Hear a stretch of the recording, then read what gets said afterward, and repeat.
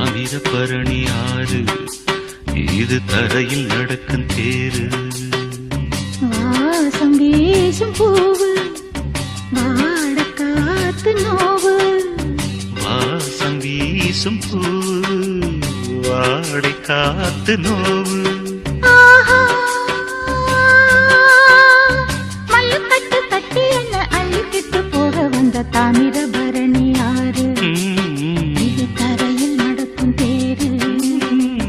தாமிரபரணி ஆறு இது தரையில் நடக்கும் தேரு.